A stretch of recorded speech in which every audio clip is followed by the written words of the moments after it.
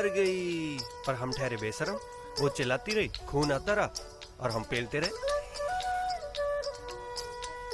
जब सील तोड़ी तब कोई टप की आवाज आई? हाँ हाँ, टप की आवाज आई थी।